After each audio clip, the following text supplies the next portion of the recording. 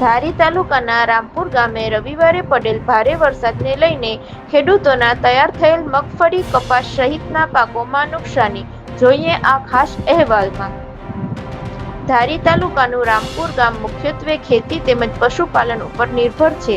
અહીંના લોકોનો મુખ્ય ધંધો ખેતી છે. રામપુર ગામના ખેડૂતો ખેતી કરીને પોતાનું ગુજરાન ચલાવે છે. જે ઋતુ પ્રમાણે અલગ અલગ પાકોની ખેતી પણ કરે છે. હાલ ચોમાસું ચાલુ રહ્યું છે ત્યારે ખેડૂતો દ્વારા મગફળી તેમજ કપાસનું બિયારણ ખરીદી કરીને વાવણી કરેલ હતી. સમયસર વરસાદ થતા વાવણી કરેલ પાક ધીમે ધીમે વિકસતો હતો. સમય પ્રમાણે રામપુરના ખેડૂતો દ્વારા ખેતીમાં દવાનો છંટકાવ કર્યો હતો. જ્યારે પાક તૈયાર થઈને કાપણી સહિતની કામગીરી પૂર્ણ કરીને ખેતરમાં રાખેલ હતો ત્યારે ભારે વરસાદ પડતા મગફળી તેમજ કપાસનો પાક પલળી જવા પામેલ છે. ધારી તાલુકાના રામપુર ગામે તૈયાર થયેલ મગફળી તેમજ કપાસના પાકો ઉપર ભારે વરસાદનો પ્રકોપ ઉતર્યો હતો. મિની વાવાઝોડા સમાન પડેલ વરસાદને લઈને ખેડૂતોના તૈયાર પાક ઉપર જાણે વીજળી ત્રાટકી હોય તેવું ખેડૂતોને લાગી રહ્યું હતું. મોંઘા ભાવનું બિયારણ, જવાનો ખર્ચો, મજૂરી આવા અનેક ખર્ચાઓ કર્યા હોવા છતાં ખેડૂતોના મોં સુધી આવેલ કોળિયો છીનવી લીધો હોય તેમ ખેડૂતો જણાવી રહ્યા છે. ધારી તાલુકાના રામપુર ગામે પડેલ વરસાદને લઈને રામપુર ગામના તમામ ખેડૂતોની બસ એક જ માંગણી છે કે ખેતીવાડી વિભાગ દ્વારા તાત્કાલિક રામપુર ગામમાં દરેક ખેતરોનું સર્વે કરીને ખેડૂતોને સહાય આપવા માટે યોગ્ય કાર્યવાહી કરે. રિપોર્ટર હુસેનભાઈ સંઘાટ, ધારી.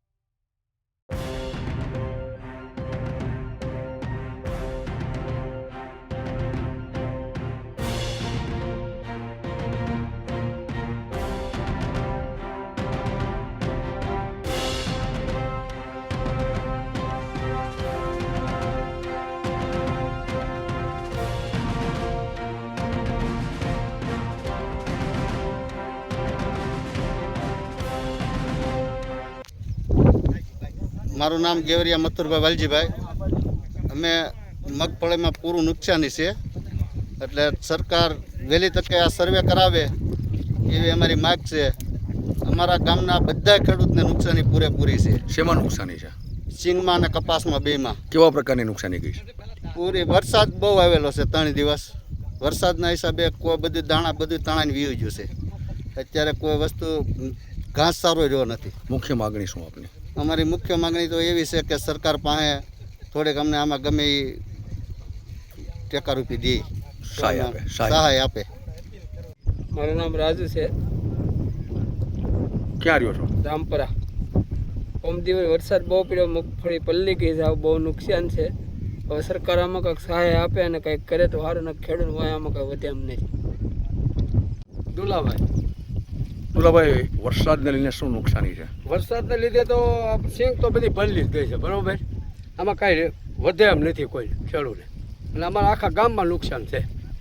વરસાદ રવિવારે જે વર્યો ને એ ભયજનક વર્યો. 50-60 કિલોમીટર ઝડપે પવન ફૂંકાણો અને પાથરા બધું વીખી નાખ્યું ને માંડવી બધી બગડી ગઈ. હવે શું માગણી છે? 50% નુકસાન છે. સરકાર કોઈ કિસાન સહાય યોજના છે, સર્વે કરાવે અને જો કાંઈ મળતું હોય ને આવતું હોય તો અપાવી શકે તો થાય. અધિકારીઓ તાત્કાલિક કંઈ કરાવે તો. દિનેશ બાબર. દિનેશભાઈ, શું થયું? કાંઈ વરસાદ પડ્યો એટલે આરી મજૂરી કાંઈ હુજી નથી. શું નુકસાની ગઈ? નુકસાની કેમ માંડવી બધી? શું થયું? વરસાદ ઉપર માથે પડ્યો તો પછી કેટલા વીઘામાં નુકસાની ગઈ? 15 વીઘા. તો આપની જે કંઈ વર્ષની મજૂરી હતી એ હવે નહીં મળે? એવી કાંઈ નથી.